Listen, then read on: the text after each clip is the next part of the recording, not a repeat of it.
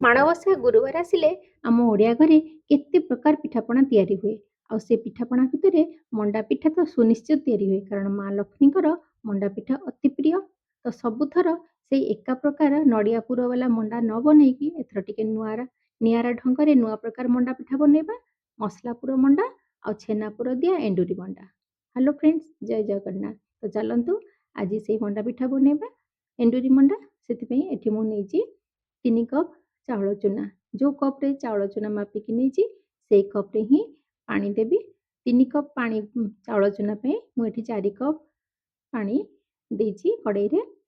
ଟିକେ ଲୁଣ ପକାଇବା, 2 ଚାମଚ ଘିଅ ପକାଇବା ସେ ପାଣିରେ। ପାଣି ଫୁଟି ଉଠିଲେ ଆମେ ସେଥିରେ ଚାଉଳ ଚୁନାକୁ ଦେଇକି ଜନ୍ତୁଣି କରିବା। ଦେଖନ୍ତୁ ଗୋଟେ ଗୋଟେ ଚାଉଳରେ ଟିକେ ଅଧିକ ପାଣି ଲାଗେ, ତେଣୁ ଆପଣ ପାଣିକୁ 1 କପ୍ ପାଣି ଫୁଟେଇକି ଅଲଗା ରଖିଥିବେ। ଯଦି ଆପଣଙ୍କର ପାଣି ଅଧିକ ଲାଗିଲା ତାପରେ ଗରମ ପାଣି ଆଉ ଟିକେ ଦେବେ। ଚାଉଳ ଚୁନାକୁ ଏବେ ଦେଇକି ଭଲ ଭାବରେ ଘାଣ୍ଟିବା। ଗ୍ୟାସ୍‌ର ଫ୍ଲେମ୍‌କୁ ପୁରା କମ୍ କରିଦେଲେ ଚାଉଳ ଚୁନାକୁ ଦେଇକି ଘାଣ୍ଟିଲେ ଆଉ ଆମର ସେଥିରେ ଗୁଟୁଲି ପଡ଼ିବନି। ଚାଉଳ ଚୁନାକୁ ଜନ୍ତିବା ପୂର୍ବରୁ ଯଦି ଗୋଟେ ଟ୍ରିକ୍ ଅଛି, ଯଦି ଆପଣ ଏଇ ଟ୍ରିକ୍ ଫଲୋ କରିବେ ତାହେଲେ ଆପଣଙ୍କର ଚାଉଳ ଚୁନା କେବେ ବି ଗୁଟୁଲି ହେବନି। ଚାଉଳ ଚୁନାକୁ ଜନ୍ତିବା ପୂର୍ବରୁ ସେଥିରେ 1 ଚାମଚ ଚିନି ମିଶାଇ ଦେଇକି ତାପରେ ଯଦି ଆପଣ ଜନ୍ତିବେ ତାହେଲେ ଆପଣଙ୍କ ଚାଉଳ ଚୁନାରେ କେବେ ବି ଲମ୍ପସ୍ ଲାଗିବନି। ଏବେ ଚାଉଳ ଚୁନାକୁ ଘୋଡ଼େଇକି ଥଣ୍ଡା ହେବାକୁ ରଖିଦେବା ଆଉ ପୁର ପ୍ରସ୍ତୁତ କରିବା। ପୁରରେ ଆଜି ଛେନା ପୁର ତିଆରି କରିବା। ସେଥିପାଇଁ ମୁଁ ପ୍ୟାନ୍‌ରେ 1 ଚାମଚ ଘିଅ ଦେଇଛି। ଘିଅରେ ଟିକେ ଡ୍ରାଏ ଫ୍ରୁଟ୍ସ କାଟିକି ନେଇଛି, ଯେମିତିକି ଆଲମଣ୍ଡସ୍, କାଜୁ ଆଉ କିସମିସ୍। ଟିକେ 1 ମିନିଟ୍ ଭାଜି ଦେଇ ସାରିଲା ପରେ ସେଥିରେ ଛେନା ମିଶାଇବା। ଛେନାକୁ ମଧ୍ୟ ମୁଁ ଘରେ ପ୍ରସ୍ତୁତ କରିଛି। କ୍ଷୀର ଛିଡ଼େଇକି ତାକୁ ଭଲ ଭାବରେ ଛାଣିଦେବା। ଛାଣି ଦେଇକି ତା ଦେହରୁ ସବୁ ପାଣି ବାହାର କରିକି ତାପରେ ଆମେ ଛେନାକୁ ସେଥିରେ ଭାଜିବା। ଛେନାକୁ ବେଶୀ ଭାଜିବାନି, ନହେଲେ ଛେନା ଟାଣ ହେଇଯିବ। 1 ମିନିଟ୍ ଭାଜି ସାରିଲା ପରେ ସେଥିରେ ଗୋଲମରିଚ, ଗୁଜୁରାତି ଗୁଣ୍ଡ ଆଉ 2 ଚାମଚ ଚିନି ପକାଇବା। ଚିନି ପକାଇ ସାରିଲା ପରେ ଯେମିତି ଚିନି ମେଲ୍ଟ ହେଇଯିବ ସେଥିରେ ଖୁଆ, ନହେଲେ ମୁଁ ଏଠି 2 ଚାମଚ କଣ୍ଡେନ୍ସ ମିଲ୍କ ପକାଇଛି। ଖୁଆ ପକାଇଲେ ଛେନାର ପୁର ବହୁତ ସ୍ୱାଦିଷ୍ଟ ଲାଗେ। ଯଦି ଆପଣଙ୍କ ପାଖରେ ଖୁଆ ଅଛି ତ ଖୁଆ ପକାନ୍ତୁ, ନହେଲେ କଣ୍ଡେନ୍ସ ମିଲ୍କ ପକାଇବେ। ଏବେ ଏଇ ଭିତରେ ଆମର ପୁର ପ୍ରସ୍ତୁତ ହେଇଗଲା ପରେ ଆଉ ଯେଉଁ ଚାଉଳ ଚୁନା ଜନ୍ତିକି ରଖିଥିଲେ ସେ ଥଣ୍ଡା ହେଇଗଲାଣି। ତାକୁ ଆମେ ଟିକେ ହାତରେ ଘିଅ ଲଗେଇକି ଭଲ ଭାବରେ ଚକଟି ନେବା। ଚକଟି ନେଲେ କ'ଣ ହେବ, ଚାଉଳ ଚୁନାଟା ଅଟାଟା ଆମର ଚିକଣ ହେଇଯିବ। ଦେଖନ୍ତୁ ଚାଉଳ ଚୁନାରେ ଟିକେ ବି ହେଲେ ଗୁଟଲି ବା ଲମ୍ପସ୍ ପଡ଼ିନି। ଯେଉଁ ଟ୍ରିକ୍ସ ଆପଣଙ୍କୁ କହିଲି ସେଇଟା ଯଦି ଆପଣ ଫଲୋ କରିବେ ଆପଣଙ୍କର କେବେ ବି ଚାଉଳ ଚୁନାରେ ଗୁଟଲି ବା ଲମ୍ପସ୍ ପଡ଼ିବନି। ଆଜି ଆମେ ଏଣ୍ଡୁରି ମଣ୍ଡା କରିବା, ତେଣୁ ଏଣ୍ଡୁରି ମଣ୍ଡା ପାଇଁ ହଳଦୀ ପତ୍ର ଜରୁରୀ। ହଳଦୀ ପତ୍ର ଭିତରେ ଚାଉଳ ଚୁନାକୁ ଦେଇକି ଟିକେ ଲମ୍ବା ଭାବରେ ପୋର୍ସନ୍‌ରେ ତିଆରି କରିବା। ତା ଭିତରେ ଆମେ ଯେଉଁ ପୁର ପ୍ରସ୍ତୁତ କରିଥିଲେ ସେଥିରୁ ଆମେ ଦେଇଦେବା। ଗୋଟେ ପିଠାରେ 3ରୁ 4 ଚାମଚ ପୁର ଆପଣ ଦିଅନ୍ତୁ, କାରଣ ପୁର ଟିକେ ଅଧିକ ଦେଲେ ପିଠାଟା ଭଲ ଲାଗେ। କାରଣ ଚାଉଳ ଚୁନାରେ ମିଠା ଦିଆ ହେଇନଥାଏ, ତେଣୁ ପୁର ଅଧିକ ଦେଲେ ପିଠା ଖାଇବାକୁ ଭଲ ଲାଗେ। ପୁର ଦେଇ ସାରିଲା ପରେ ମୁଁ ଟିକେ ଏଠି ଚେରି ସଜେଇ ଦେଇଛି। ପିଲାମାନଙ୍କୁ ଚେରି ବହୁତ ଭଲ ଲାଗେ ଆଉ ସୁନ୍ଦର ଦେଖାଯିବ ବୋଲି ଆପଣ ଏଇଟା ଦେଇପାରିବେ, ନ ଦେଇପାରିବେ, ଏଇଟା ବିଲକୁଲ ଅପସନାଲ୍ ଅଛି। ଚାଉଳ ଚୁନାରେ ଚାଉଳ ଜନ୍ତୁଣିକୁ ହଳଦୀ ପତ୍ର ମଝିରେ ଦେଇକି ଟିକେ ଲମ୍ବା ଆକାରରେ କରିବେ। ତା ଭିତରେ ପୁର ଦେଇକି ଭଲ ଭାବରେ 2 ପଟ ସାଇଡ଼୍‌ରୁ ଧରିକି ପ୍ରେସ୍ କରିଦେଲେ ଚାଉଳ ପୁର ମଝିରେ ରହିଯିବ, ଆମର ପିଠା ପ୍ରସ୍ତୁତ ହେଇଯିବ। ଏଇଭଳି ସବୁତକ ପିଠା ତିଆରି କରିକି ଜାଲି ଥାଳିରେ ରଖିକି ଷ୍ଟିମର୍‌ରେ 25ରୁ 30 ମିନିଟ୍ ପର୍ଯ୍ୟନ୍ତ ଷ୍ଟିମ୍ କରିଦେଲେ ଆମର ଏଣ୍ଡୁରି ମଣ୍ଡା ରେଡ଼ି ହେଇଯିବ। ତ ଫ୍ରେଣ୍ଡସ୍, ନିଶ୍ଚୟ ବନାନ୍ତୁ। ଯଦି ଭିଡ଼ିଓ ଭଲ ଲାଗୁଛି ତାହେଲେ ଲାଇକ୍ କରିବେ, ସେୟାର କରିବେ। ଆଉ ଫାର୍ଷ୍ଟ ଟାଇମ୍ ଯଦି ଆପଣ ଭିଡ଼ିଓ ଦେଖୁଛନ୍ତି ତାହେଲେ ନିଶ୍ଚୟ ସବସ୍କ୍ରାଇବ୍ କରିନେବେ। ଆଉ ଯଦି ଫେସବୁକ୍‌ରେ ପେଜ୍‌ରେ ଦେଖୁଥିବେ ତାହେଲେ ଫଲୋ କରିନେବେ।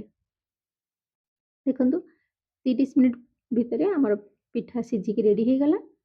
ତାକୁ ବାହାର କରିବେ। ଟିକେ ଥଣ୍ଡା ହେଇଗଲା ପରେ ପତ୍ରରୁ ବାହାର କରିକି ତାପରେ ଆପଣ ତାକୁ ଭୋଗ ଲଗେଇ ଖାଇବେ।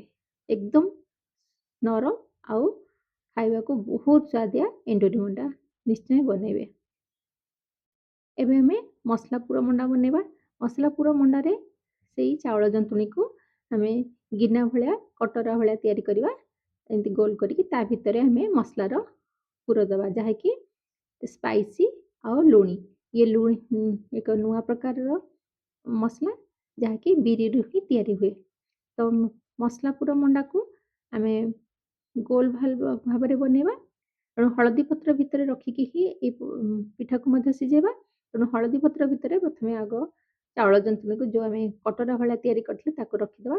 ସେଥିପାଇଁ ଟିକେ ଚଉଡ଼ା ବାଲା ପତ୍ରକୁ ଟୁଥପିକ୍‌ରେ ଇନସର୍ଟ କରିଦେବେ ଯେମିତି ଦେଖେଇଲି ଭିଡ଼ିଓରେ। ତା ଭିତରେ ଚାଉଳ ଜନ୍ତୁଣିକୁ ରଖିକି ତା ଭିତରେ ଯେଉଁ ବିରିର ପୁର ତା ଭିତରେ ଦେଇକି ଭିତରେ ଭର୍ତ୍ତି କରିଦେବା। ତାପରେ ଟିକେ ଅଲଗା ମସଲାକୁ ଦେଇକି ଧନିଆ ପତ୍ର ଦେଇ ସାରିଲା ପରେ ଯେଉଁ ଟୁଥପିକ୍‌କୁ ଆମେ ଇନସର୍ଟ କରିଥିଲେ ତାକୁ ବାହାର କରିଦେବା। ଏବେ ପତ୍ରକୁ ଭଲ ଭାବରେ ପିଠା ଉପରେ ଗୁଡ଼େଇ ଦେଇକି ପୁଣି ଦ୍ୱିତୀୟ ଥର ତା ଉପରେ ସଭା ଉପରେ ଟୁଥପିକ୍‌କୁ ଇନସର୍ଟ କରିଦେବା, ଯାହାଫଳରେ କି ପତ୍ରଟା ପିଠା ସାଙ୍ଗରେ ଲାଗିକି ରହିବ ଆଉ ତାର ବାସ୍ନାଟା ପିଠାକୁ ଆସିଯିବ। ତାପରେ ଆମେ ତାକୁ ସିଝେଇବା। ଏଇ ଯେଉଁ ମସଲା ପୁର ତିଆରି କରିବାକୁ ହେଲେ ପ୍ରଥମେ ଏଠି ମୁଁ ନେଇଛି 1 କପ୍ ରଗଡ଼ା ବିରି, ତାକୁ ତିନ୍ତେଇକି ଧୋଇକି ଭଲ ଭାବରେ ବାଟି ନେଇଛି। ଏବେ ତାକୁ ଭଲ ଭାବରେ ଟିକେ ଫେଣିଦେବା। ଫେଣି ସାରିଲା ପରେ ସେଥିରେ କିଛି ମସଲା ମିଶା ହେବ। ସେ ମସଲା ପ୍ରସ୍ତୁତ କରିବାକୁ ହେଲେ ପ୍ରଥମେ ପ୍ୟାନ୍‌ରେ 1 ଚାମଚ ବୁଟ ଡାଲି, 1 ଚାମଚ ବିରି ଡାଲି, 10ରୁ 20ଟା ବାଦାମ ମଞ୍ଜି ଏସବୁକୁ ଆମେ 1 ମିନିଟ୍ ଭାଜିବା।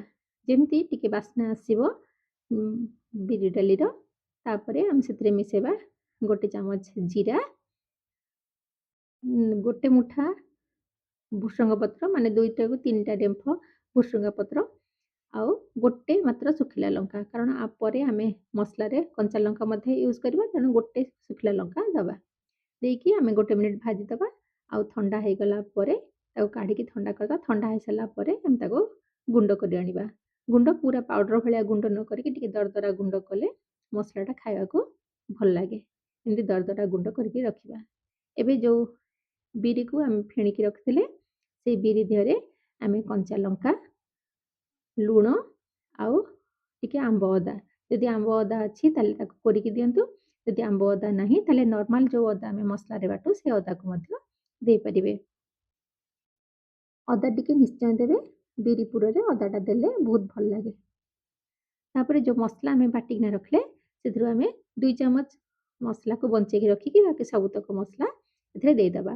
2 ଚାମଚ ମସଲା ବଞ୍ଚେଇକି ରଖିବା, ଯାହାକି ଆମେ ପଛରେ ବିରି ପୁର ଉପରେ ଛିଞ୍ଚିବା। ଏବେ ଦେଖନ୍ତୁ ସେଇ ଚାଉଳର ଜନ୍ତୁଣିକୁ ତା ଭିତରେ ହଳଦୀ ପତ୍ର ଭିତରେ ଦେଇକି ବିରି ପୁର ଦେଇଦେବା। ତା ଉପରେ ମସଲାକୁ ଆଉ ଟିକେ ଗୁଣ୍ଡ ମସଲାକୁ ଆଉ ଟିକେ ଛିଞ୍ଚି ଦେଇକି ଧନିଆ ପତ୍ର ଦେଇଦେବା। ଆଉ ଯେଉଁ ପତ୍ରକୁ ଆମେ ହଳଦୀ ପତ୍ରକୁ ଭଲ ଭାବରେ ମୋଡ଼ିକି ଟୁଥପିକ୍ ଇନସର୍ଟ କରିଦେଇକି ତାପରେ ଆମେ ତାକୁ ସିଝେଇଦେବା। 30 ମିନିଟ୍ ସିଝେଇଲେ ଆମର ମସଲା ପୁର ବିରି ପୁର ବାଲା ମସଲାର ମଣ୍ଡା ତିଆରି ହେଇଯିବ। ତ ଫ୍ରେଣ୍ଡସ୍ ନିଶ୍ଚୟ ବନାନ୍ତୁ ଏଥରକ ଟିକେ ନିଆରା ଢଙ୍ଗରେ ନୂଆ ପୁର ଭାବରେ ମସଲା ପୁର ବାଲା ମଣ୍ଡା ପିଠା, ଯାହାକି ଖାଇବାକୁ ବହୁତ ଭଲ ଲାଗେ। ଆଉ ବନେଇକି ଖାଇକି ମୋତେ କମେଣ୍ଟସ୍ କରନ୍ତୁ କେମିତି ଲାଗିଲା। ଯଦି ଭଲ ଲାଗିଲା ତାହେଲେ ଲାଇକ୍ କରିବେ, ସେୟାର କରିବେ। ଯଦି ଫାର୍ଷ୍ଟ ଟାଇମ୍ ମୋ ଭିଡ଼ିଓ ଦେଖୁଛନ୍ତି ତାହେଲେ ମୋ ଚ୍ୟାନେଲକୁ ସବସ୍କ୍ରାଇବ୍ କରିନେବେ। ଫେସବୁକ୍‌ରେ ଦେଖୁଥିଲେ ଫଲୋ କରିନେବେ।